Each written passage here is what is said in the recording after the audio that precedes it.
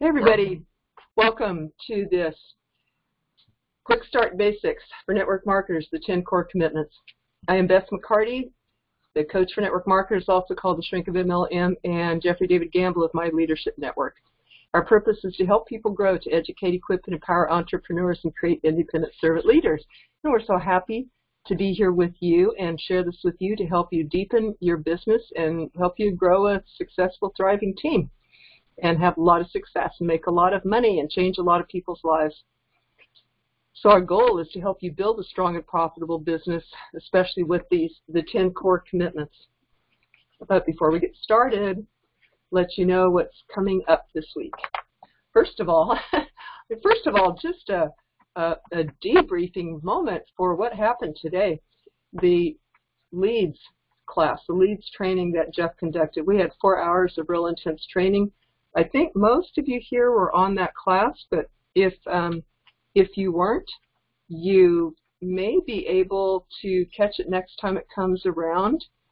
And I posted just a little bit about it. A lot of people really like the scripts that they heard with working with leads, and a lot of people like the role play that Jeff and I did because they could feel that take control interviewer posture. So one of our members said, "Wow, I think I've been entirely too nice, when I've called leads." So we got to learn the professional posture. We got to learn why leads are so important because they can make up for so many things, like you don't have a list, or you don't want everybody to know about your background, or you don't have experience. You can assume that, you can pretend you do, step into that role of the interviewer, and it's really it just opens up the doors for so much. It's really quite thrilling to me. So, like we were talking a minute ago, I want to hear your stories as you go. I want to hear what happens, play by play, and we can't wait to hear you guys' results.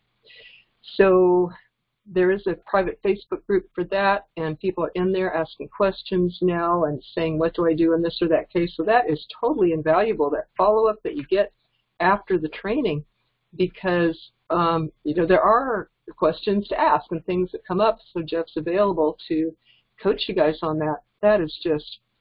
That's worth thousands of dollars right there, if not millions, to you. So to the people who use it. So we hope that the people who didn't get a chance to catch it this time can catch it next time around, which will be maybe in a month or two, something like that. So very exciting. And tomorrow, another thing that's happening, as you may know, is the MLM Lunchtime Leadership Show, Monday through Friday, noon Eastern Time. And this is open to everybody. A lot of people are hopping on. It's becoming quite a popular show, about in its 8th or 9th month now. And so we're starting tomorrow, Monday, with the law number 2, the law of influence. Everything rises and falls on leadership, but the true measure of a leader is influence, nothing more, nothing less. So how does that look like? What does that look like in network marketing, and how do you get it? How do you get influence and be that great leader? So we're covering that tomorrow. And of course, every day we take one of the 21 irrefutable laws of leadership. You can send people to that Facebook group, the MLM Lunchtime Leadership Show. They can request to join, and they can also request a free ebook there too. So it's really, really cool. Tuesday, Facebook Lives, 3 p.m. Eastern Time. We've been covering skills a whole lot, so this Tuesday, what we're going to cover is mindset. And I'm going to lead with that one and talk about how to overcome stuck places for network marketers, including fears and negative beliefs. So if you've ever felt like, okay, now I have all the skills and I have all the tools, now why am I still hesitating? Why am I still holding back? Then this is the perfect class to tap into for that. And we're going to cover that a bit tonight too. So, I have something special for you all tonight around that too. Wednesday night, as you may know, is our MLM Leadership University, and that is our inner circle within the school of a several select group of people who chose to take their leadership skills to an advanced level. Every month we cover one book by John Maxwell, and in March we are on this one, Leadership Gold. And this is what John has learned from in his lifetime about leadership. So you can imagine what we're going to be diving into with that one. And that is available to all the members at a discount as well. So if you're not yet in that class and you want to be, let me know about that, and I can send you a link to check out Leadership University and the speed that we take it in there and the depth that we take leadership in there. Why leadership? Because that's where you build the big teams and that's where you make the big money. That's where you help the most people, of course. And John Maxwell is the #1 world's leadership expert in the world. He's written like 80 books. And what we're doing is we're covering about a dozen in there this year, a book a month. In May, in Chicago, May 3rd to 5th, is Leadership Weekend Summit. This is going to be, you could attend two ways. You can come to Chicago with us and meet us in person and get blown away like the other events that Brandy and Jeff have put on, or you can actually tune in online. Some of our members have already bought tickets to that, and the link to that is in the Facebook group as well. So is the Leadership University. So if you scroll down, you can find the link to the Leadership Weekend Summit, May 3rd to 5th in Chicago. And tickets are surprisingly inexpensive. Right now they're only $20, but they go up as time goes on. So you may want to, if you're thinking of grabbing that, it's going to be a Friday night, a Saturday, and a Sunday afternoon.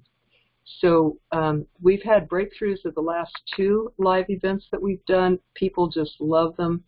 And if you're thinking of that, this would be a good time to grab the tickets while they're that inexpensive.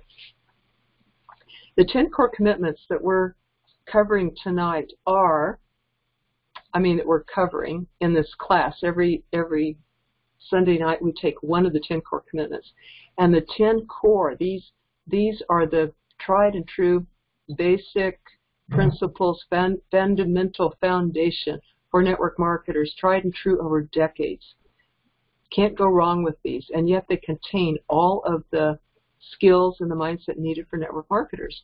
So here are the 10. Getting started right, which is tonight. We're covering that one. Be here a year from now, which is about commitment. 3, personal development. 4, market daily. 5, present daily. 6, attend a weekly presentation. 7, attend a weekly core training. You're on it now. You're on that. Number 8, attend a monthly regional. Number 9, attend all company conventions. And number 10, have a monthly massive action plan. So this is your strategy that you work out. Why do we go over these again and again? Because these are the fundamentals, and because repetition is the mother of all skills, as Tony Robbins says.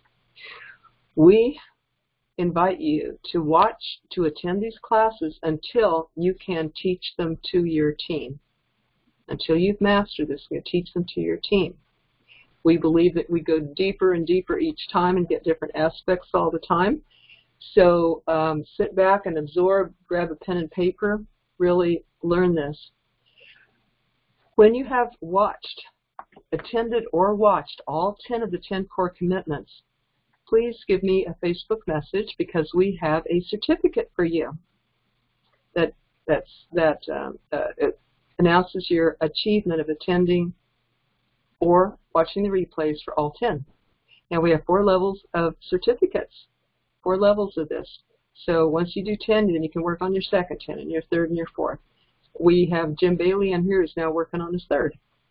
So some other people are still working on their first. But just keep your own log, keep your own note of which ones that you attend, and let me know. We issue a certificate, which in the Facebook group, and some people are printing them out, holding up, taking a picture so that we can congratulate you for that. It's sort of an announcement celebrating it. For those who don't know Jeff, for any new people here, Jeff has personally recruited over 500 people frontline in network marketing, built 2 teams of over 5,000. His team had 5 of the top recruits in the state in his company. His teams have produced over $10 million in sales, and his teams for 4 years are one of the top 25 teams to recruit in the country in his company. So, good person to listen to, you think? Me, I was a full-time network marketer also for years as a single mom. When my company went out of business, I then became a body-mind therapist for my own personal growth and to help others. And now I bring this back to network marketers. So this is my specialty and this is my niche. Even though I help all people in relationships and career and health, my niche is helping network marketers break through stuck places so that they can shoot, so that you can shoot ahead to the life you know you should be living. I had to overcome a lot of blocks myself, of course. I was real shy as a kid, and then I ended up, going door to door, winning prizes, won a trip to the Bahamas in network marketing, and I became a trainer and a teacher, traveling up and down the California coast and trained people, and then started this school, MLM Millionaire Club, which now Jeff and Brandy and I run. So I met Jeff about 5 years ago on Eric Worre's page. It was only last year that I really learned the depth and the beauty and the uniqueness and the best quality of the methods that he has. I asked him to help teach in the club, and he did. And then we ended up knowing that we were going to be teaching together. So that's how we came about. Seemed kind of designed by something bigger than us almost. This is a generic training compatible with your company. But if you find any difference, follow your company's good policies. It's for all levels of network marketers, starting or advanced, whether your focus is on product or recruiting or both, whether you feel like you're really moving, well, we can help you go faster. We can give you the tools to make it even amplify that or 10 times that, I hope. But if you are stuck, we can help you get past that too. Help so many network marketers already. People on here have been saying, I've jumped another rank, I've signed up another recruit, I've gotten more appointments than I ever have before. So we love hearing your stories. Please keep us abreast of all this. And yes, now it's time to turn it over to Jeff for the 10 core commitment overview and then delve into number 1 tonight. Okay, awesome. And I was just privileged to meet Bess. That story is we kind of connected on Eric Worre's page, started having a conversation, and that's pretty much from there. It just constantly, we were chatting back and forth, and again, she asked me to come on, and I don't know what the first one was. I was kind of talking about certain people that you want to recruit into your team, and then we started having conversations and kept talking, and eventually I knew kind of right away when I first started talking where this was going to lead, and so happy it did. This has been an awesome, like 8 months kind of formulating what's going on, and every time we add something to what we're doing, we're seeing more success inside the club of the people, and that's really what this is about, is just being able to help people get the right information to be able to succeed. That's what this is about. So with that being said, the 10 core, where did it come from? It's actually a combination of a couple people that I found in the industry. Every one of them have built teams in excess of $1 million in income, 2 of which have had over 1 million people on their team. So that's pretty strong, right? I mean, if you put over 1 million people in the business over decades, you know what you're doing inside and out. So that's where I got this, and I went to all these trainings, and I kept hearing different stuff. I don't know if you've been to a couple trainings or heard a couple people talk, but you're like, that conflicts with what that guy said, and that conflicts with what that guy said, and and sometimes it was a lady who was talking, and I was like, well, that conflicts with what she said or what she did, and eventually I started looking like past all that, and I said, what's in common? What are these people saying that's in common? And I started looking at what's in common, and after reading over 100 books in the industry, certain things just started coming very clear to me. And clarity is one of the things that helps you grow really fast. And when I was really, really clear at what needed to be said, in the order it needed to be said, in the style it needed to be said, it was like, all of a sudden it was like magic. One of my friends said, I've taught him some of this. So a friend of mine that I knew from another company, we ended up both leaving, going different directions, and then eventually I called him. I'm like, what are you doing? He's like, I'm not doing nothing. I'm like, oh, I'm looking to do this. So we got in business together, and we started working together, and I started sharing with him different stuff, and he's like, the stuff you've taught me literally works like Jedi mind tricks. That was That was his, like, I can't believe it works that well. He's like, it literally, I was watching Star Wars, and he's like, these aren't the droids you're looking for. And the guys are like, you're right, these aren't the droids we're looking for, and walk away. He goes, that's the magic of some of this stuff. And it's because I read so many books and saw it so many different ways. I was like, I want to make this so everybody succeeds. And I want to make it easy. And yes, I look for duplication. And constantly, I'm evaluating what I'm doing too, and how it's working to make sure that we can keep it going and keep it going and keep going. So although I've never had like crazy success in the business, I have been able to build to over $10,000 a month, not only in network marketing, which is one cool thing, but I've been able to build to over $10,000 a month in the mortgage business, and over $10,000 a month in real estate, and over $10,000 a month in real estate investing, and then we were able to do it in the holistic practice. So it's like I now know how to do this, building teams and putting people together. I went through John Maxwell's program, which just gave me a very deeper meaning of building teams and what I needed to work on. It was more fixing myself than it was learning about anybody else, because I was pretty messed up.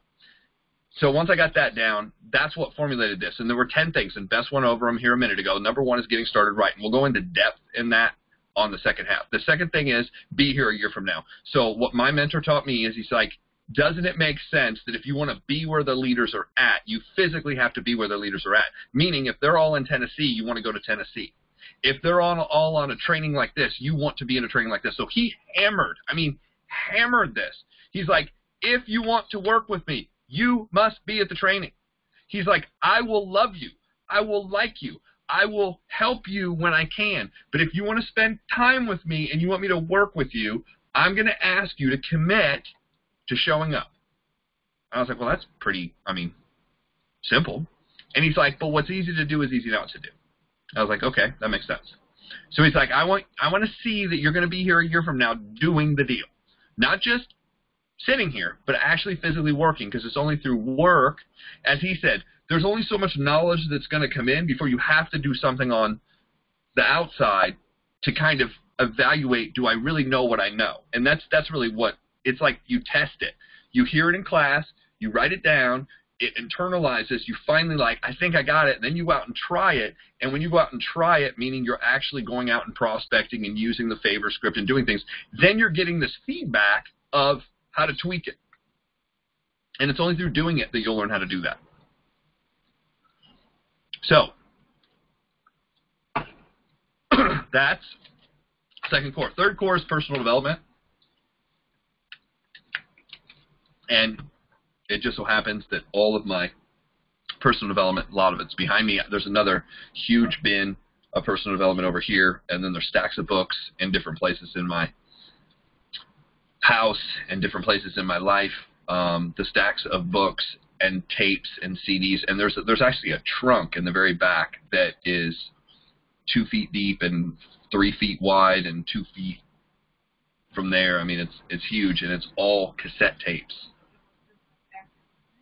And Brandy almost threw her back out, she said, trying to move it, because she didn't know what it was, and she went to pick it up, and it's like weighs over 100 pounds. So those are audios that I've listened to multiple times. On top of, you can probably see up here on my shelf, I have the entire Tony Robbins set of Unlimited Power 1, Unlimited Power 2, Get the Edge that I've listened to. I've listened to Darren Hardy stuff. I've listened to Jim Rohn stuff. I have a lot of his audios.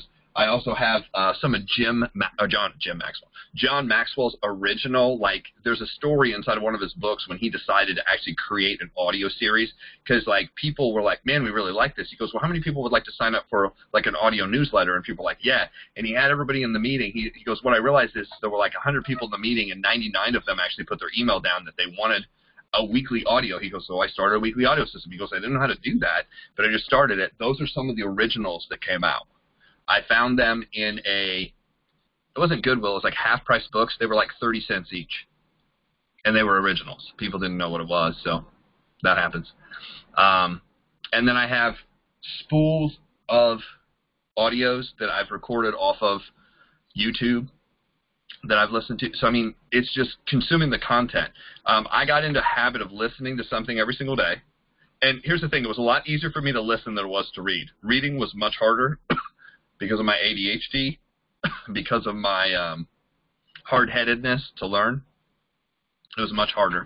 But I learned it. I figured it out. I did a lot of it. And what ended up happening was I started really knowing it was working for me because I started saying things. And people were like, man, you know what? You sound like one of those tapes.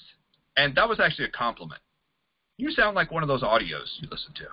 And I was like, that's good. That means I'm picking up some of this stuff. And then I found myself like questioning like conversations that I would have had in the past with like my mom or my dad or somebody at work. And I was like, yeah, that's not going to, like I actually thought before I said it, I was like, yeah, that's not going to get through the right way if I say it like that. And I was like, oh my gosh, I learned something from those books. So personal development not only will improve, here's what happens. Personal development will improve you first and your business second. So you'll start improving and doing things better. And no matter what you're lacking, there is a book and an audio series for it. I don't care what you're lacking. Somebody's written a book on it that knows it, that's better at it.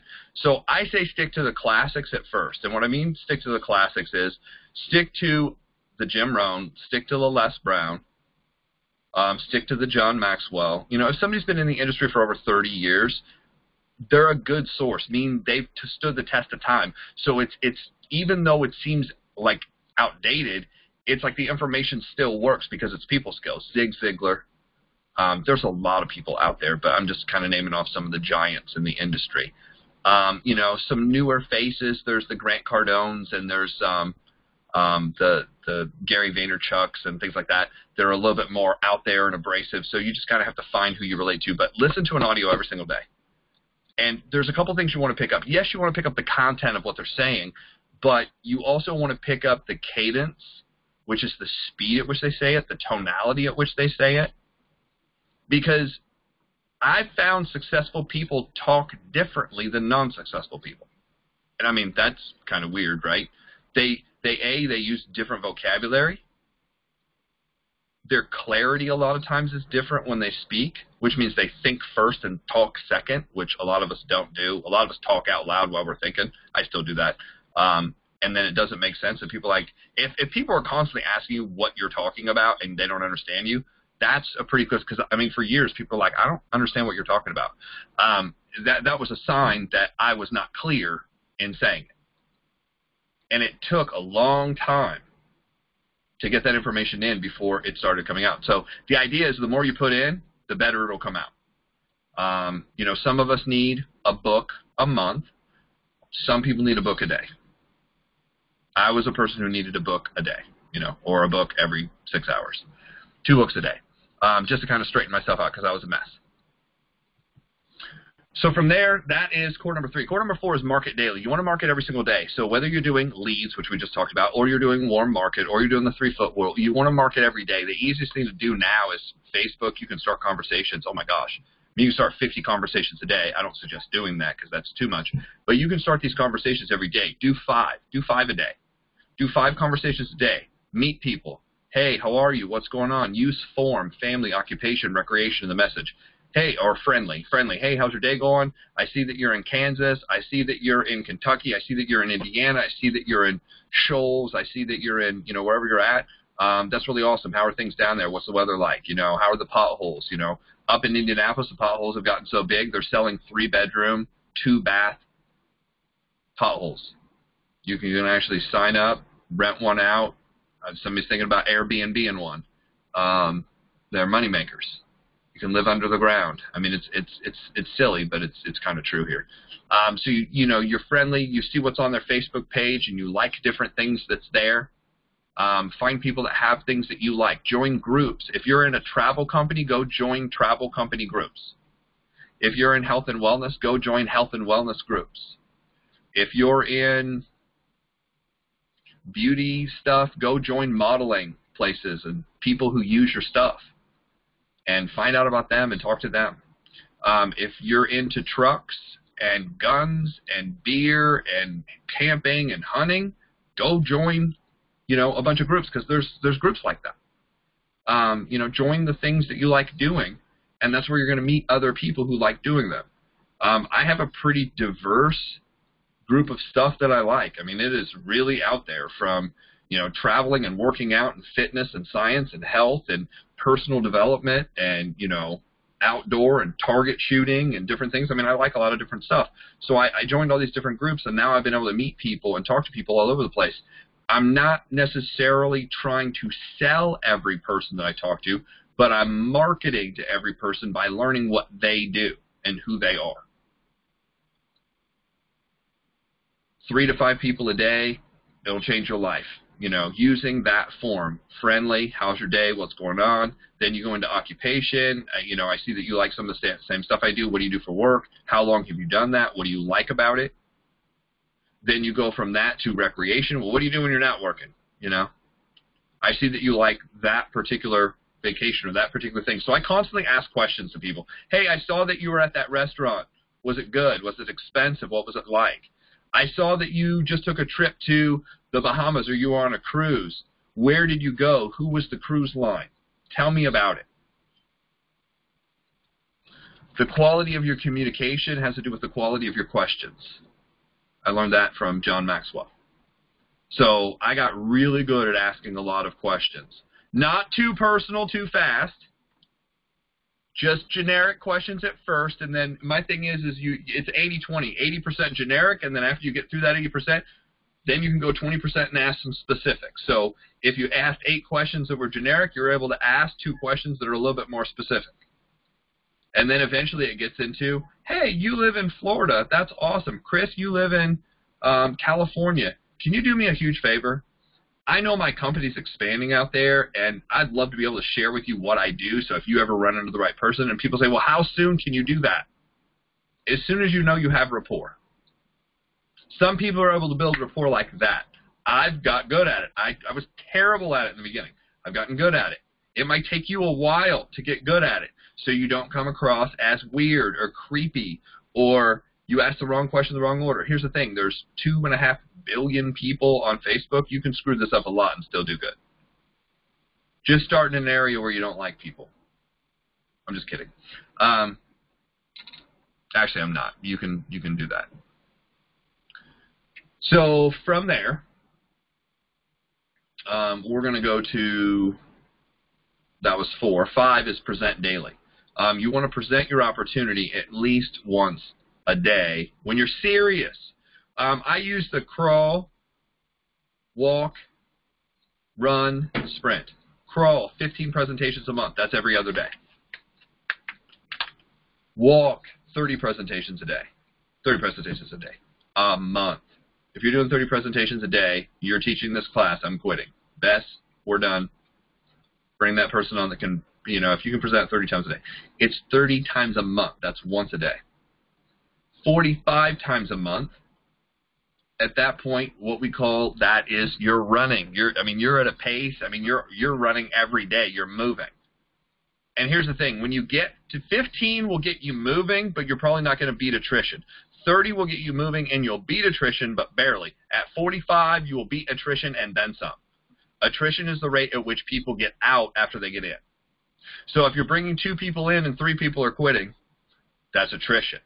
If you bring 3 people in and 2 are quitting but 1 stays in, then eventually you build and you get ahead. You have to be able to do that because people quit. People quit everything. It's not just a network marketing thing. People quit the gym, and people quit baseball, and people quit football, and people quit gymnastics, and people quit guitar lessons. Think about this. People will spend $10, $20, $30, $40,000 on piano and then quit piano lessons. And now they have a $40,000 furniture ornament in their living room. True? Yeah. Actually, some pianos cost over $100,000. So, if you have a Yamaha or a Steinway, they're expensive. But people quit everything. So why would you think for a second that it's unique that people quit network marketing? People quit their job, people quit marriages, people quit everything. It's just normal. That's what people do. Jim Rohn says, stop asking why and just go get more. Focus on what you can focus on. So you present every day. How do you get good at presenting? The only way you get good at presenting is presenting. There's a great quote for you. How do I get good at presenting? You present more. You will have to be bad before you get good. That's how you get good at anything. I don't care if it's martial arts or golf or chess, any kind of game out there. What do you have to do? You have to do it over and over and over and over and over again. And I would suggest listen to great presenters, which leads me to basically the sixth core, which is attend a presentation weekly. If you can't physically attend because you have a job that won't let you attend, you need to attend an online event weekly. If there isn't one, find somebody who presents well and watch that video every single week at the same time, every single week, every Tuesday or whatever your day is. I'm just going to use Tuesday at 8 o'clock. Every time Tuesday at 8 o'clock, I'm watching a presenter that's great in the business every single Tuesday. And watch good ones until you understand you are a good one. And then once you're really good, just to mix it up, go watch bad ones. That's a lot of fun. It is for me. Like, I like to go to a bad presentation, just horrible, where they open wrong and they say the wrong stuff and people's reaction, like they get lost and people start drawing and planning out the rest of their life and, you know, do other things. I'm like, ooh, that was bad. That was, you know, that guy was off, or that girl was off, like off. Like they totally lost control of what's going on. So that's 6, attend a weekly presentation or an open house or an open meeting or a business briefing. I mean, there's a bunch of different names for it. 7, attend a core training. That's what this is. You know, preaching to the choir here, but this is a core training. Why do you want to hear this over and over and over and over again? Because every time I hear it, you're going to get something different out of it. You know, eventually, I know what's going to happen to some of you are going to get good enough at this, and we're going to see the numbers, and we're going to see people breaking ranks and moving up, and we're going to be able to have you guys on and teach. And if you want to be a teacher inside of this, get to the point where you're like, you can show us a $5,000 check for the month, and the fact that you brought in 50 people into your team in a month. And I would love, you know, recruit 100 people. We want you training. I want to hear your story. We'll bring you on for the testimonial in the back half. You'll teach how to get people started because you know how to do it. Not because you think you know how, not because you read about knowing how, not because you studied, but because you're doing it. That's what we want to hear. And that's why this works, is the best trainers are the ones doing it. I got to the point where when I listened to trainers, I was out there so much, I could actually hear it in their voice whether they were still building the business or not. I just knew right away. I was like, that person's done. They're not building anymore. I just know. You can just tell. You know, the ones that are a little bit rougher and beat up and have the newest story, that's one of the key things. What was their latest story? You know, if they're telling stories, I was like, oh, yeah, I heard that last year. They really haven't done anything in a year. Or they have a new story. So attend a core training at 7. 8, attend a monthly regional. Friend of mine just told me about his regional. It's coming up in Indiana. Told me who was there. You want to know where it's at. You want to know the time. You want to get advance tickets. You want to be the first to buy your ticket. When something comes out, you want to be the first to buy your ticket. Not the last, not the middle. You want to be the first. You want to try to beat everybody else to it. Why? Because you can't lead from the back. You can't lead from the back. The sooner you have the ability to promote something, I feel, here's my rule. I cannot promote to anybody else what I haven't done. That was just, I eventually learned that rule because somebody called me out on it once. They're like, have you bought your ticket yet? I'm like, no, I'm going to the, you know, and they looked at me like, why are you trying to sell one to me if you haven't even bought one? Are you not going? You know, that's questioning like commitment, right? And questioning integrity. Like, oh, yeah, that makes sense. So that's 8. Attend a regional. 9, attend all conventions. Attend all conventions. Company conventions. And then you can attend extra ones if you need them. You can attend a Tony Robbins convention. You can attend a Jim Rohn. Not Jim Rohn, because Jim's gone. And I mean gone, like not doing it anymore. He's passed away. So if you're attending his event, you're with a great group of people. Man, you get to see everybody. That's a very different event, right? So, you know, attend people's events that are around. And there's a bunch of great people out there. Go to a Grant Cardone seminar. I kind of say it like this. Go to one seminar a year that's outside of your kind of network event. Not that's another competing network marketing company. That's not what we're talking about. But just get extra training. Go to a John Maxwell seminar if he's teaching anywhere. Go to a Grant Cardone. Go to a Brian Tracy. Just get around motivated people that necessarily the whole crowd isn't direct sales in your company, and you'll be amazed at how many cool people. Like one of my friends is like, well, I'm going to 10X 3, which was the third 10X convention. He goes, I'm going there not to learn anything, but it's the group of people who are sitting in the audience that I want to meet. And Bess is shaking her head. She can talk all about that. So that's number 9. And number 10 is a map, a massive action plan. Every single month you want to like chart. Eventually when you're serious, you'll start charting this and be like, okay, how many people got in? How many people got started? How many people did I get on personal development? How many people showed up to the event? How many people showed up to the training? How many people showed up to the regional? How many tickets are sold to the convention? You become a accountant. You account for your business. You inspect what you expect. If I expect 100 people to be at my event, then I better start inspecting what's going on right now and figure out how many tickets have been sold. So I know how hard I need to promote. I know what I need to do. If I'm down by 20, I better get on the phone. If I'm down by 100 and I need 100, I better get to work. I better have my own ticket. I got to get sold out. I got to get my room. I got to get my reservation. All that has to be done. So that map, massive action plan, is every single month. Now, in the beginning, what I do is I just track one thing with people. I only track one thing with people in the very beginning. When they're first getting started, there's only one thing we need to talk about, and that's presentations. How many presentations do you plan on doing in the month of March? Because it's a brand new month. It's the month of March. How many presentations are you going to do? And here's the thing. Dave Peters and I were talking about this earlier. It doesn't matter. If you're the kind of person that doesn't like to be locked into every day I'm going to do something, hey, by the end of the week I'm doing 7 or 5 or whatever your number is. By the end of the week I'm doing 10. Now, I might do all 10 on Sunday, but by the end of the week, when we get on a phone together and we talk, I've done 10. And if I didn't do 10 and I didn't do squat, man up and just be like, I screwed up, I don't know what I'm thinking, I didn't get it done. Then we'll evaluate why. And that's kind of the coaching perspective that I have, is I'm not trying to get you to break through any giant wall. I'm just trying to get you to move forward. And then move forward a little bit more, and then move forward a little bit more. And I just keep moving you forward. And eventually, you will have moved so far outside your comfort zone, you won't even be recognizable to the people who have known you for a while. So that's what I have for the first part. That is the 10 core. That's kind of the theory, the basics behind it. This is about building an organization. And people say, well, what about, how do I sell the product? If you build the organization right, the product will sell itself. If you present the way we're talking about doing this, the product will sell itself. It's part of what happens. It's not the objective. The objective is to build a team.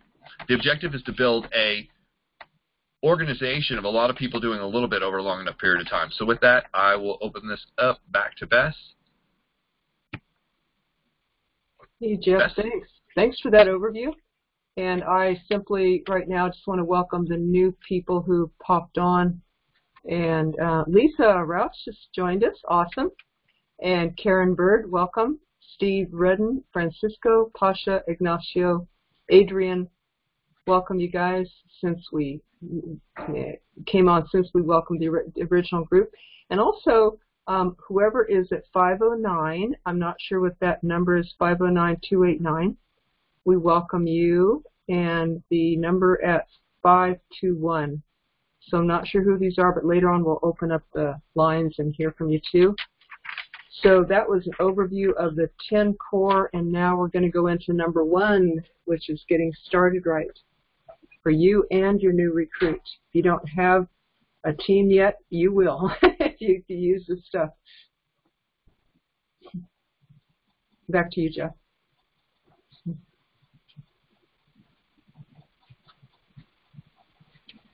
Okay, guys, so now we're going to get into a little of the details of getting people started right. And Beth and I were actually having this conversation earlier.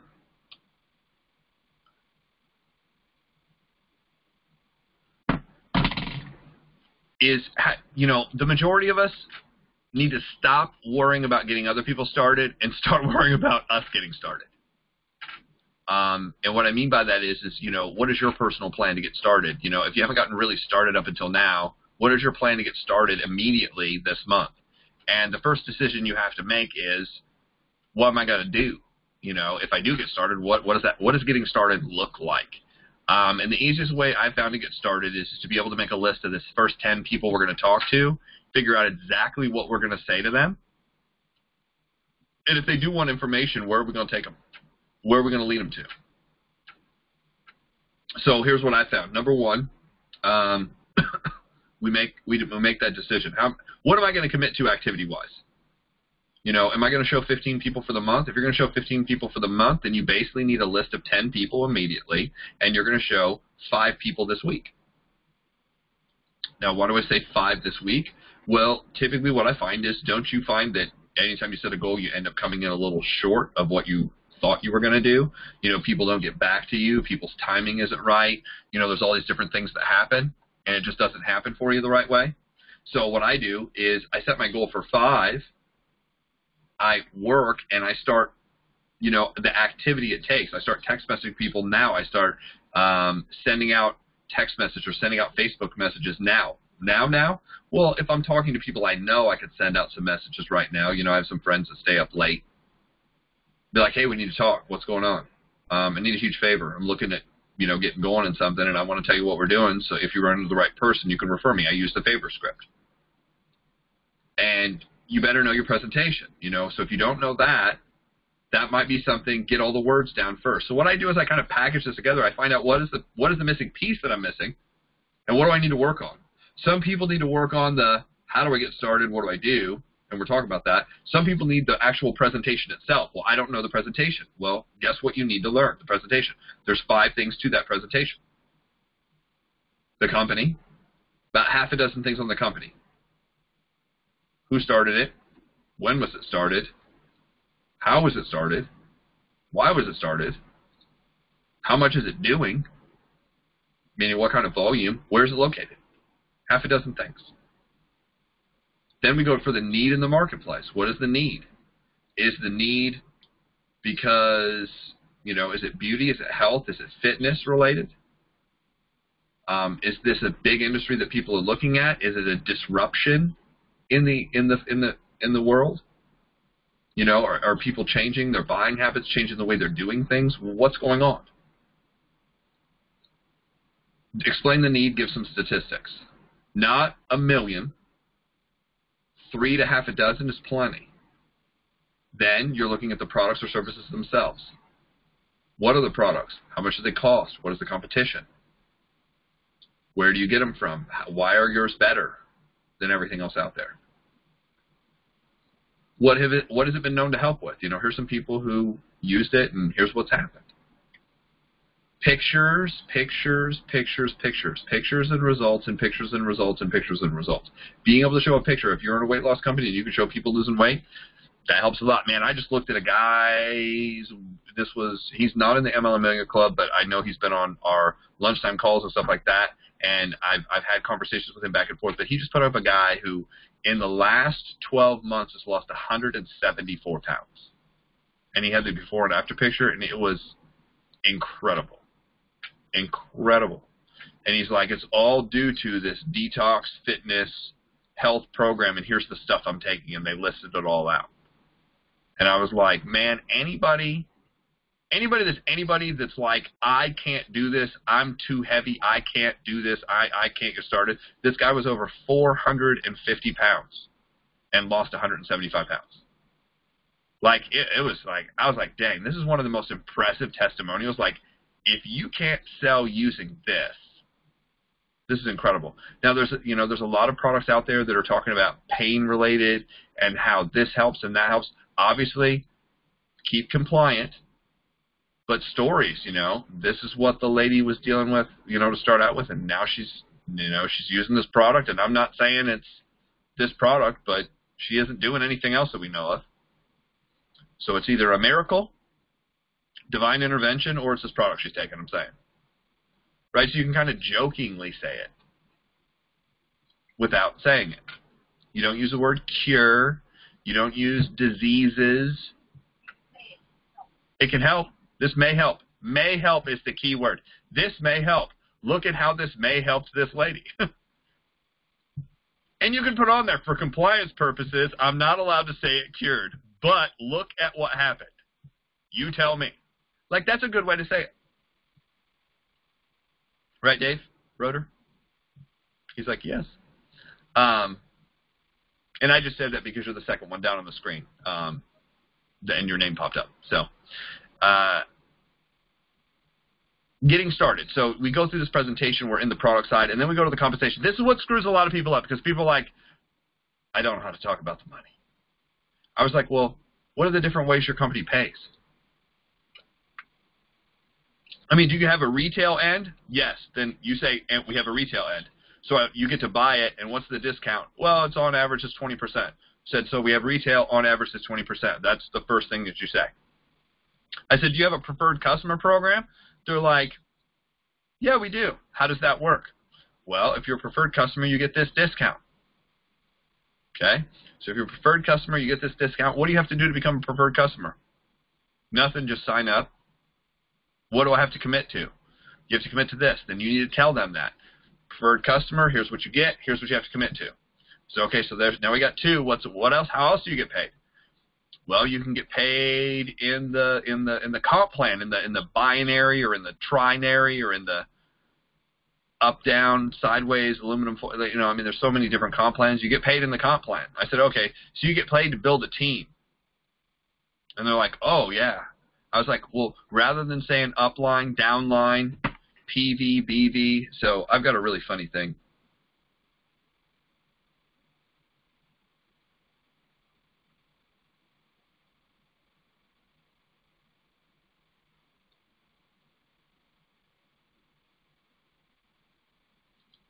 So these are things not to use in a presentation that's 15 minutes, because you'll lose most people.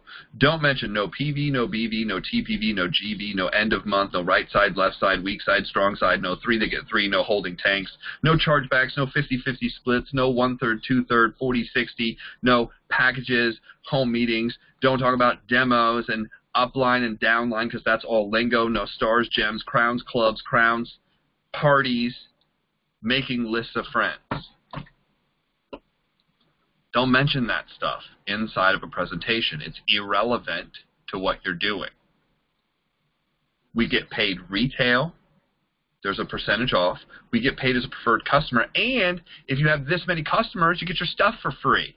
That's an important thing to mention. People are like, oh, I know 4 people who would buy this. Well, good. You'd get yours for free.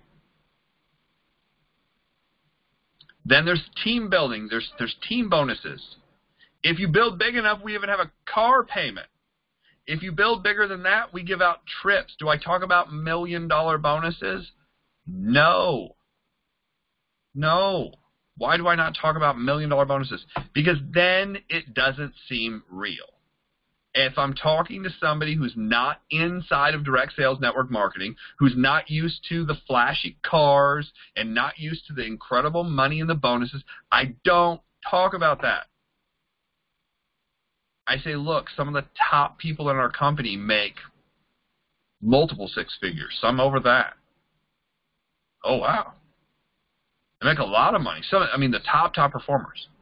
Not everybody. The average person, a couple $100.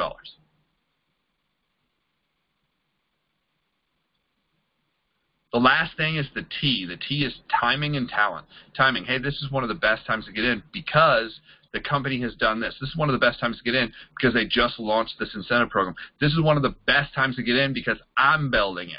This is one of the best times to get in because it's the beginning of the year. Timing. The talent. You know, you're a truck driver. I've got a friend who's a truck driver who's doing really well in this. I'd love to be able to introduce you. You know, you are a massage therapist. You are a, janitor. I've got a friend who was a janitor who's he was number 67 in the world in network marketing. He was a janitor before. Let's face it, he was a gang member first, then he was a janitor. The reason he was a janitor is because he was a gang member. And he's like, if I wanted to move up in my company and janitor, there was just me and there was another guy. He's like, I had to literally take somebody out if I wanted to move up. He's like, you know what I wanted to do? I wanted to get to the point where I could buff the floors because I was the guy cleaning everything. But he's like, I wanted the guy to buff the floors because I was buff the floors. He just turned the machine on, put his headphones on, and just walked around. He goes, that would have been easier. He goes, that was my goal initially before I saw network marketing. This guy made $3 something million a year. He made over $10 million in his last company in 5 years. He's a janitor. So I'm not going to tell it exactly like that, but I'd say, hey, look, one of the top guys in the world is that. I'm not going to go into that much detail unless I'm talking to another network marketer. Now, when you're talking to another network marketer who understands the game and knows what we're talking about, I was just talking to somebody today. I was like, yeah, you know, and that company just came out with a $1.5 million bonus for hitting this level and holding on to it. And they're like, what? I'm like, yeah, they never gave away that kind of money before. But that company's doing that now. Why? Because they've got to compete against everybody else doing it.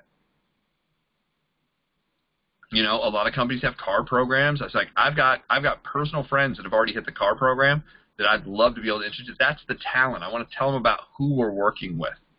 And then better, I would love to be able to connect you with them. Text message. So, for instance, if I was presenting to Beth and Steven was my upline, for instance, I would say, I would text right there after I'm done presenting to a friend. I'd be like, hey, I just want to introduce you to a good friend of mine. Beth, this is a good friend of mine, Steven. I met him through basically building the business. Good friend of mine. He's one of the top leaders on the team. Steven, this is Beth. I just presented to her, and on a scale of 1 to 10, she's a 5. You know, would you be able to, real quick, share your experience with the company and tell her where the next event is? So I'm actually, watch this, I'm actually teaching my upline exactly what I want them to do. Now, I'm going to do this because I have a pattern of what I'm doing. Like, I, from start to finish, drew this out, and I know where I'm going. Most people are like, talk to them. Hey, here's my upline, talk to them. But they don't give them any information. They don't give them any direction. Here's what I showed them. Here's the tools. Here's what they've seen. Here's where they're at. Now, here's where we need to take them. Do I try to get them in? I don't do the slam dunk thing. Here, let me get you on the phone with somebody who can slam you. Oh, that's just what they want. I want to be pressured into this by a third party I've never met. That sounds awesome. I don't do that. I move them to the event. I'm like, look, here's the deal. We don't want to sell you. We want you to buy. Because if we sell you in, we're going to have to drag you around. But if you come and you buy, then you'll bring people.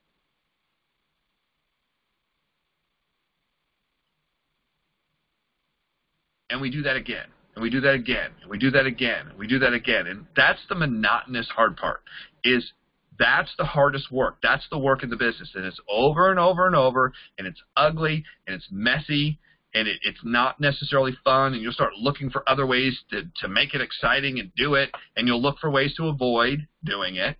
But here's what I found. Successful people, 50% of what successful people do, they do not like doing it. Quit looking for everything perfect and everything shiny and everything's just great and thumbs up and I just love everything I do. You won't be successful doing that.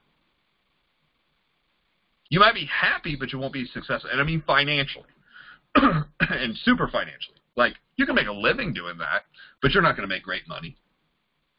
You're not going to bring thousands of people into what you're doing it.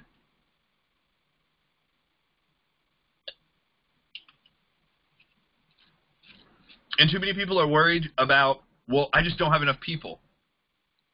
Mother Teresa said, you can't help 100, go help 1. Start with 1. You know, the first person you need to help is yourself. Start working on you. If you make you better, it'll make everybody else better around you. Focus on you. And when I started focusing on me and I started improving what I was doing, everything else became better. You know, it's kind of like all ships rise with the rising tide. You know, if you bring yourself up, you can bring up the surroundings. So I just started committing to, again and again and again, I wanted to go out and present and present and present and present and present. Here's the thing. If you want to have presenters on your team, you have to be a presenter. You don't attract what you want. You attract who you are. There's back to the Maxwell law of magnetism. See how this stuff like works itself in? The law of the lid says whatever level you're willing to work at is probably going to be your level of effectiveness. What is your maximum output? What are you capable of? What are you really capable of is the question. What level are you working at? Are you working at 10% because you just want to have time and just not really do anything? Is that what you're doing? What are you capable of? Are you capable of 100 presentations a month and you're doing 10? Why are you doing that? I mean, that's what I started questioning. I'm like, I'm really capable of a lot more here. What am I holding back for? Like, are you holding back for the economy to get better? Are you holding back for the presidency to change? Are you holding back for, and I'm not trying to get political, but I was like, what is holding you back? Do you think the person at work, are you waiting for the person at work to change so that way you'll feel better at work, that way you can build your business? I mean, like, get out. Build faster. Find out what is your potential? What if you could do, like, some of you just don't know and have never worked around. See, if you've never worked around somebody who's like that, you have to get around people who are like that to challenge you, to get you to do some of this. And then all of a sudden what you realize is you've been working at 10, 15, 20% of what your total potential is. And it's so easy to move forward when all of a sudden they move you from 20 to 50. Like, you know, you're doing more than double what you used to. And all of a sudden, man, this became easy. It wasn't hard. It was just getting around people who were doing it. It's like working out. Like, and I always give the example. I worked out for years, and all of a sudden I meet these guys who were power lifters, and they're like, well, I lift like this instead. And I was going in, I was lifting the weights, and I was diligent, like years. My card was so frayed. People were like, what is that? I was like, my gym card. They had to get rid of one of them because it wouldn't even go through the machine anymore. Like, the metal strip was dead. So I got another one, and that one was frayed too, and it had my original date on it, 2001 or 2 when I joined that gym, and there was another gym before that. But I had been at the same gym for 16 years. Again and again and again. But even though I was going, was I working out at my potential? No. I didn't even know that. I didn't know what that meant. Until I worked out with this guy, and he's like, okay, we're going to do, well, how many can you do? Oh, I don't know. He's like, well, let's just see how many you can do. And I just went and went and went and went and went. And I tell the story I normally did between 15 to 20 reps. And he tests me, and I get to like 60-something. I don't know, 62, 64. I went brain dead about 55. Complete blackout. And he's like, see, if you were at 20 and now you did 62, you were literally doing a third of your potential. Well, no wonder you weren't getting anywhere. And I thought, man, how often are people doing that in their business? I mean, isn't that sick? I got physically nauseous, not from the workout. I got physically nauseous because of the potential of what I could have done and what I wasn't doing. So that's why you track.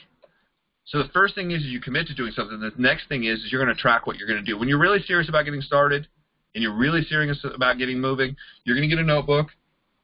As I throw my pen, you're going to get a notebook like this. You're going to open it up and have your objectives for the month, what's important, what's going on this month. The next page, you're going to put on it the people you started talking to. How many presentations have you done for the month? I'm at 9, actually. And it's the third. What does that mean? I presented 3 times a day. One day I didn't do anything. So really I presented 4.5 times twice. Those half of people, they don't count. I presented 5 times one day and 4 times another. And it's the third, right? Want to know why I get ahead so much faster than everybody else? Because most people didn't present 9 times last month. Guys, there's no, and this is what one of my mentors kept telling me, there's no magic in this. There's no magic. There's using the right words. There's doing the work, but there's no magic. Stop looking for magic like there's some magical list that's going to appear or some magical businesses. The magic is you. And I didn't like, man, that really upset me when he told me that. But when I finally figured out it was true, I was like, there's no magic here. Like when I started doing the work and it started working, I was like, there is no magic. Like he actually was true. The magic is the work mixed with belief. The work mixed with clarity. So if you want this to work and you want people to join you, you'll like this. And I have all these notes on my phone. So this is, like if I hear something by accident, and by accident meaning I hear a YouTube video and I don't have my computer or whatever, I'll sometimes take notes off my phone. So this is called the straight line technique. And he said, number one, you want to be sharp as a tack. He's like, you want to be sharp as a tack and you want to know where you're going. He goes, you want to be enthusiastic, charismatic, and empathetic. You have to come across not necessarily as an expert, but at least knowledgeable that you can lead them to where they want to go. This is awesome. If you read 3 books on any one subject, you'd be smarter than 80% of the people in that subject. Imagine if you read 10. Why do you think personal development is the 3rd thing on the list of important things to do to build a business? Why is it presenting on that list? It's because if we can read and we can get you that much better than the public, you will come across as an expert. That's what it says. If you read 3 books on any one subject, you're smarter than 80% of the people on that subject on average, so that makes you an expert. 10 books, you'd be smarter than 90% of the people. Darren Hardy's whole program is, he said, 5 books, 3 audios, 1 seminar. He goes, if I read 5 books, listen to 3 audios, and go to 1 seminar, I'm smarter than 95% of the people in that subject. I'm going to dominate. I'll know what to do.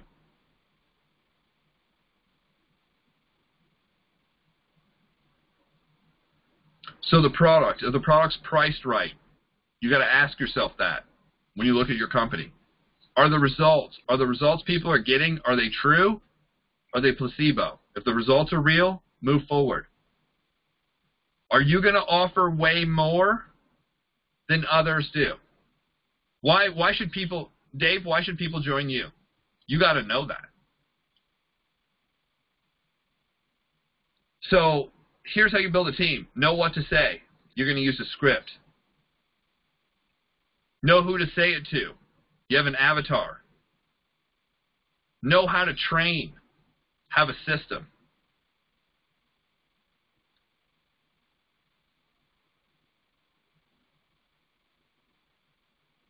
So it goes into the hang-ups.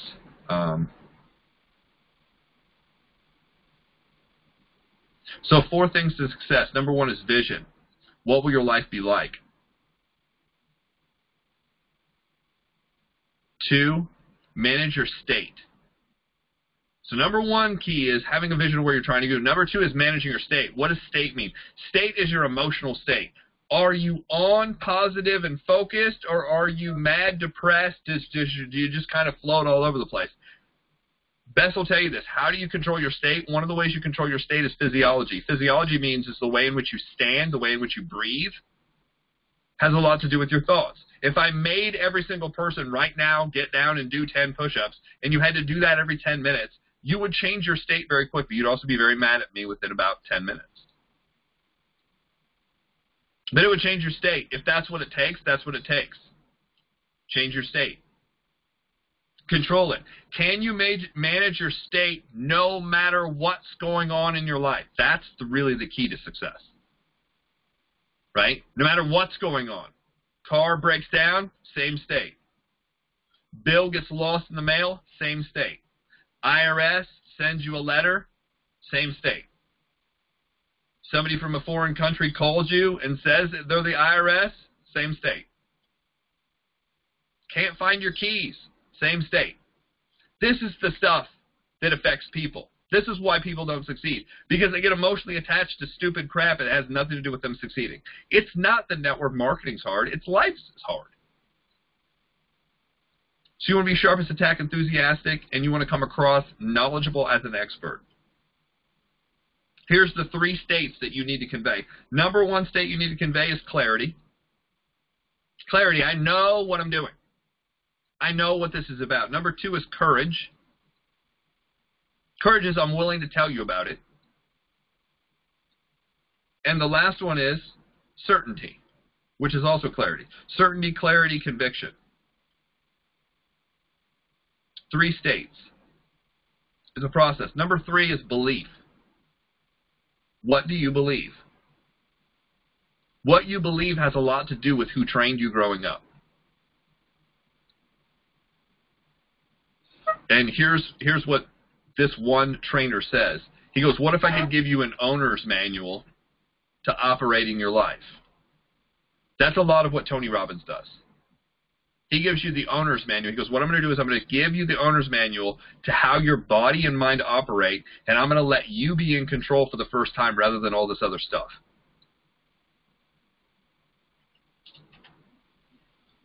And most people just don't realize that in this world you have a bunch of limiting beliefs that aren't true. That's one of the things network marketing teaches you.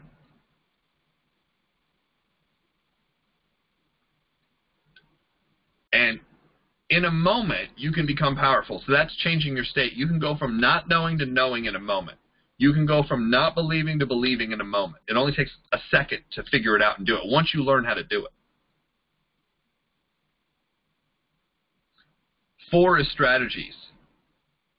What I call the science, that's what he calls strategies in this. He said persuading people for the good of themselves.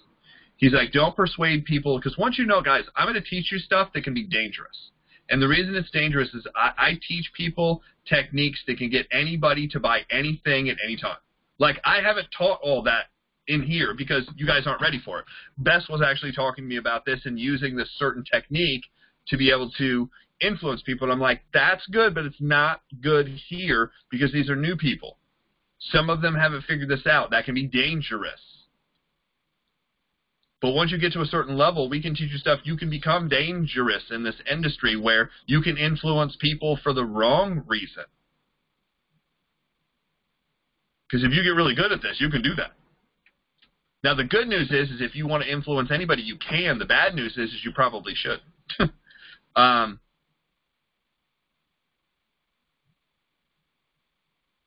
You know, and there's movies about this, right? Gordon Gekko, if you know who he is, it says greed is good. He's like, that's not true.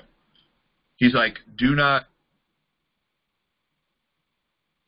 He talked about you lose your ethics one step at a time. You just think you're going to step across the line just a little bit. Don't do it. Greed is not good. Watch this. This is really good because this is I think the Midwest teaching. You know, greed is bad, but then people attach ambition to being bad. Ambition isn't bad. Greed is bad. Ambition is not bad. Passion is not bad, but some people will attach ambition and passion to greed. That's not the same thing. You can be ambitious about helping people. You can be ambitious about getting out of debt. You can be passionate about helping people. You can be passionate about building a team and ambitious about building your company without being greedy. So the mentality is just because you're successful doesn't mean you're taking away from anybody else. Some people think that. Some people, and there's a big thing right now that they point at rich people could do this and rich people could do that. Well, what's stopping you?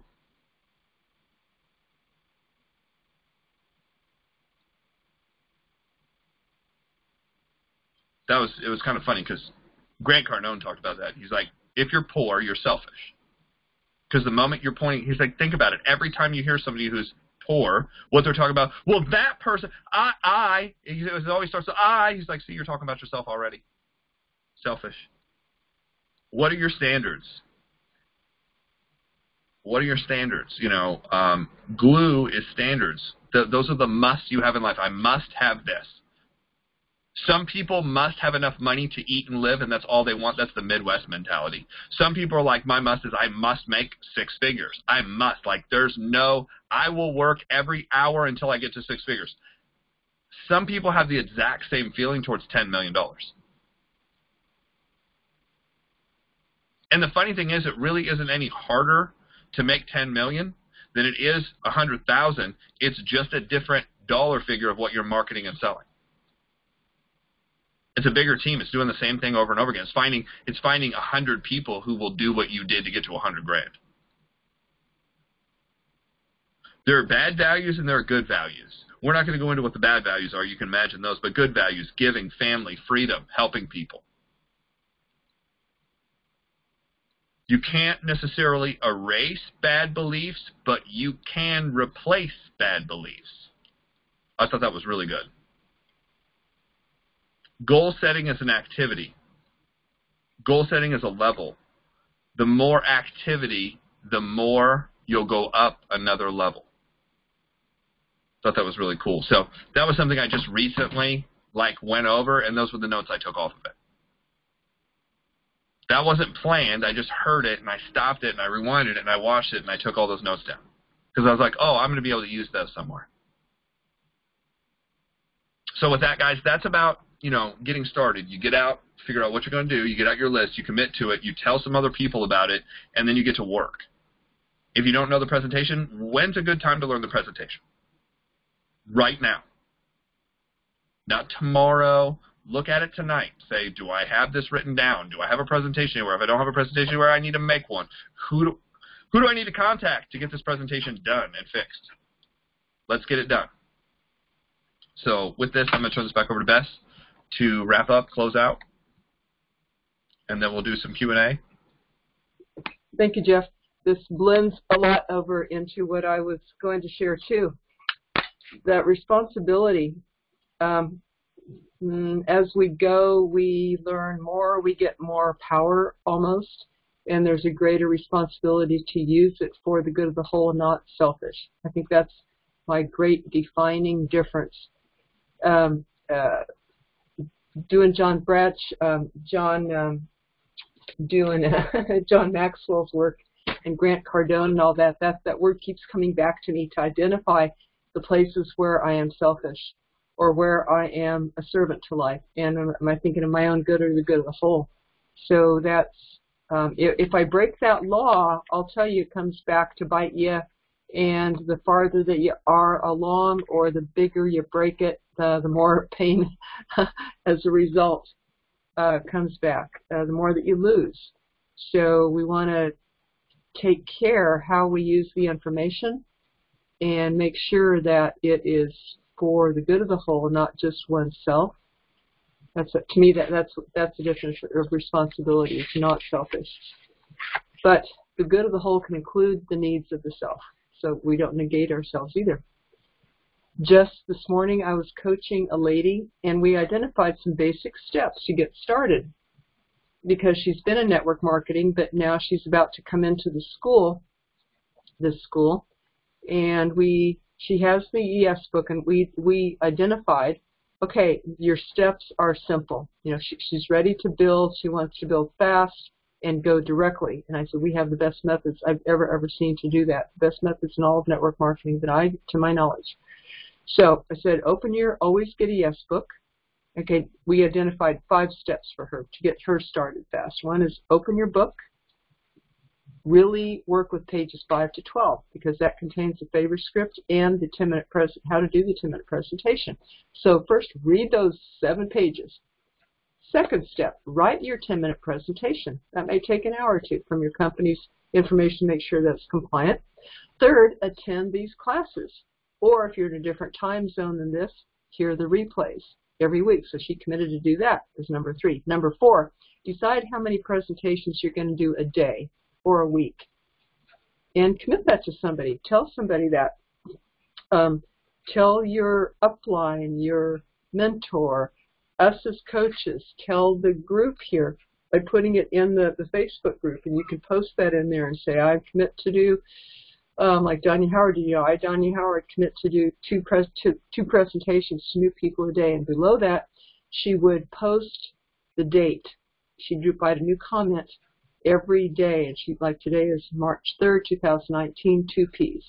So she would meet her goal. Sometimes she would skip a day, or sometimes she'd do 4 or 5, 3 or 4 or 5, she'd do more. But she could put that date, how many P's that moved or post up to the top so that it wouldn't be lost, and it also inspired other people in the group. Okay, so that would be number 4 is to define how many presentations you're going to do and then track them and to report them to whoever you're using for as an accountability partner. Number 5 is signing people up and getting them started right just like this to do the things that you just did. So that's kind of my direction for her, the first 5 things to get her started, and she'll add more onto that later. But that would be a real good start. Wanted to talk about just a few leadership principles to do with new people. You can apply this to yourself. If you don't yet have a team, you can apply this to yourself. Reward and recognize effort over achievement. The effort is the P's, the presentations. So that's the most important effort, that's the most money-making beginning effort that you can do, and that's the most important thing you can measure in your business. So recognize and reward the presentations for yourself or a new team member that you sign up. The recruits will take care of themselves. We don't always know when when your effort is going to come back. As Al Schreider said, I don't know how much have you made network marketing. I don't know. It's still coming in, or it's still, I'm still counting it. It's still resulting from efforts I did yesterday and the day before and a month before and years before. So we don't know when the new recruits are going to come in. I don't necessarily like to count those as much as the presentations, because your result might come in days, months, years of the recruit, and therefore the money or the work that they do. Like Jeff was just telling today, the story of a guy that someone signed up and he sat there for a while, a year or something like that, and then his sponsor quit. And meanwhile, that guy goes and becomes a huge top earner, multimillionaire. Should have stayed in, right? Should have waited. So you never know when your own efforts are going to come back. Another tip, leadership tip on helping your new recruit get started right, or yourself, is to consider yourself a teacher. That goes to your prospects or your recruit or yourself. Always be learning and always teach. See how you can help somebody to the next level. Allow for learning and mistakes. There's room for mistakes, you guys. Allow that in. Count that in. It's expected. If you're making mistakes, you're on track. And you learn the most from those, don't we? Okay, be consistent and follow through with your prospects, your teammates, yourself. Encourage independence from your team.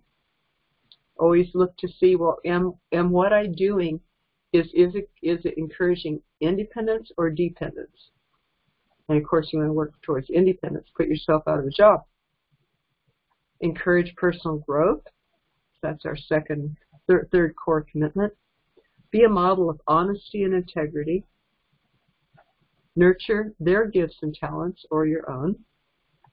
Have a DMO, like 3 things that we do. I think in here it would be to invite with a favor script, do the 10-minute presentation, and then connect them with a third-party tool, 3-way caller or a video. So have your DMO, whatever you decide that is, and communicate that to your person.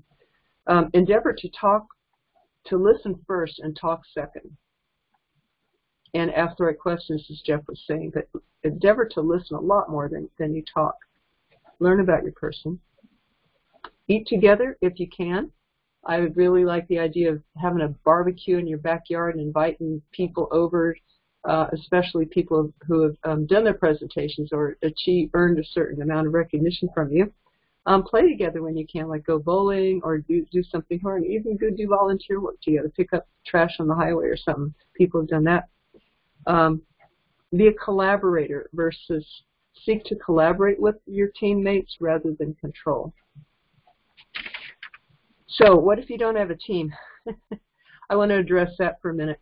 What could be holding you back? If you got all the tools that you need, what could be holding you back? And there have been your fellow club members in here have experienced that themselves before they had a breakthrough and sponsored somebody. But what could be holding a person back? It could be of course, not doing the presentations, but it could be fearing the responsibility, like I'm not good enough. I'm scared to sponsor somebody because if I did, would I be a good leader? Would I know what to teach them? And how much work is it going to be? Do I really want to do that much work? I didn't really sign up for this. I thought I would just get a lottery ticket. I thought I would just find the 5 people and they would build themselves. So, or I'm familiar with that. You know, something new. I don't know how to be a leader. I don't know how to be a team leader. So just the sheer fact that it's unfamiliar might stop somebody. Oh, I don't know whether I'm cut out for that. I would measure up. Would I be good enough doing it? Would my team members get what they need from me? Can I stay ahead of them as a leader? Brandy posted a cartoon that I just love, and it's this lady going up the steps of growth, and she's, you know, taking these steps and steps and steps, and there's chains around this lady hanging back, and there's people hanging on those chains, and it looks like her past. It looks like people in the shadows, stuff hanging back. That's the old programming. And one of them one of the people says, "Sis, you've changed. You know, get back here, the sis that I know." Another one says, "Honey, you should be happy with what you have." You know, and that might be a mate trying to pull you back. Because when you do something different than the other crabs in the pot, they want to pull you back in. You know, be like us. You know, stay like, keep things the way they were. Don't upset the apple cart here. Don't upset the status quo. Because if you change, that means we have to change too, your family. And another one was, daughter, play it safe. So this was a dad, you know, pulling her back. Don't stick your neck out. Don't risk your money. Don't start a business. Don't do something, you know, try something like that because you might fail and maybe it'll affect the family, or, you know, people will say, well, your daughter failed in this business or something. Don't stick your neck out like that. So the daughter has these old chains and old past programmings pulling her back, even if her family isn't physically saying that, or even if the parent has gone from this world. It can be, those voices can be internalized. I call that the inner critic, or the inner parent. So maybe the parent is no longer saying that because they stopped telling you what to do, or putting you down, or saying, who do you think you are that you can do that? You can't do anything right, and all this stuff. Maybe the parent stopped doing that, but the internal voices could still keep going on. That recording could still be going on, and then we have that inner critic. Now we are telling ourselves that stuff. The parent doesn't need to anymore, but now we're telling ourselves that. So we might look and see, well, what are the inner voices? If they're not outer, you know, daughter, you know, play it safe. Don't change. Be happy with what you have. What are the voices going on? If they aren't those, what might they be? And that's where I like journaling. Whenever I feel stuck, unhappy, frustrated, chomping at the bit or something like that, I write down, what are the internal voices? What am I telling myself about myself? And then you can ask yourself, is it true? This is a tip from Byron Katie, a motivational teacher.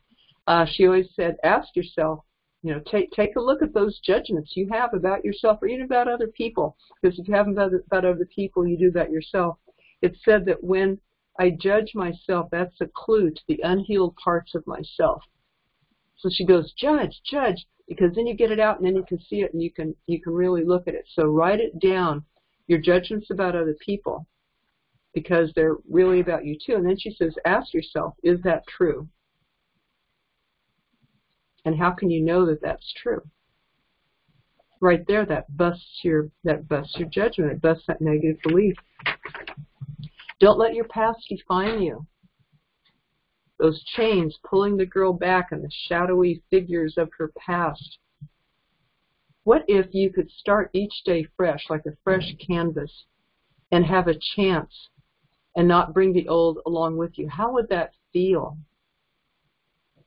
If you had a fresh start and you didn't have the baggage and the old memories and the old habits and patterns of your past?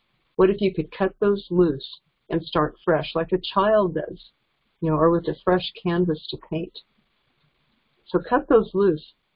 I kind of like what Jeff was saying, John Maxwell, that he had bought these huge boxes or crate or whatever of old note cards. That's like me. I use these note cards all the time because they're easy to sort out and put here or there with a talk or in a category or something like that. But at one point, John just had somebody come in and haul them all off, and I like that. I've got so many notes and piles, from years of teaching and noting and everything, and in a way, it would feel kind of free, kind of fresh, not to have those hanging around. I have friends who were in fires. When I used to live in San Diego, Southern California, all of California had fires periodically. They're kind of cleansing. But especially people who live farther east in the hills and mountains and all that, in the woods and the forests, periodically there would be fires. People would lose their homes. And I had 4 friends who personally lost their homes, completely burned down, lost everything in it. And they happened to be people into personal growth. And one of them said, we just look at it as a fresh start.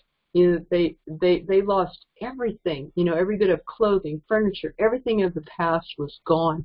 And so we just look at it as a fresh start. Even our children's photos were gone. I've heard people say that's the hardest thing to let go of, the pictures of the kids as babies and all that stuff. She said, but that forces us to look at our children in the present instead of the past. So how freeing is that? And they were my favorite. Their result was my favorite one of all the people who lost their houses. They were almost joyful, almost like, wow, this is great, And there's some dear friends today. They're still dear friends, but I learned a lot from that. So don't let your past define you. What if you could let go of it or pretend that everything got burned and you had a fresh new canvas and a fresh new life?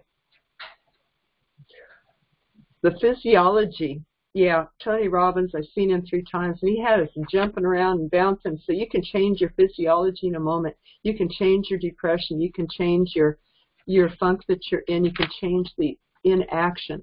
If you don't feel like, man, I just can't get myself to make my calls for some reason, get physically active. Put on some dance music and start getting the blood going. Take a walk around the block. Move your body, because being a body-mind therapist, I know that once you start to move the energy, you can move your motion. Energy and motion is emotion, and you can bring that passion to what you do.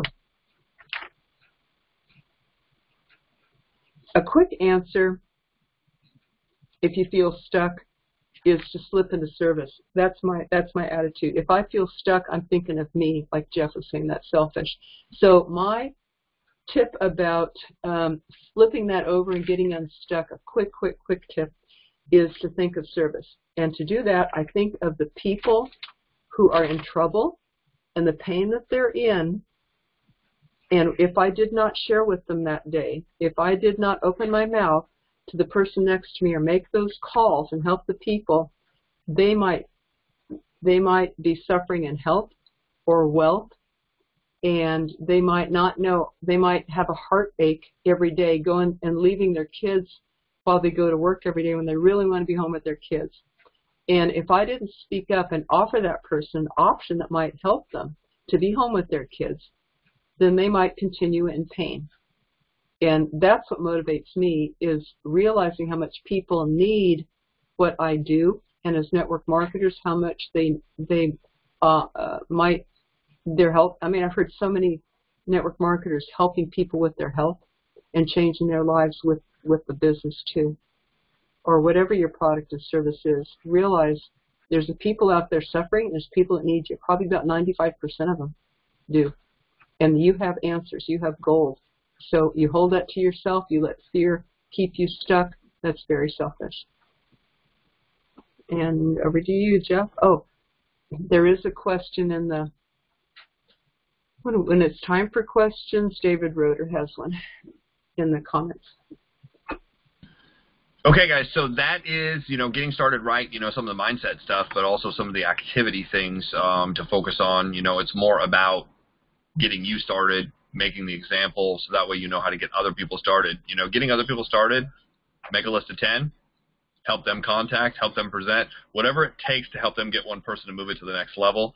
Once you get them one, that's what it's all about, is helping get them one. not a home meeting, not get to the convention, not buy all the product, not, become a millionaire. It's just help them get one.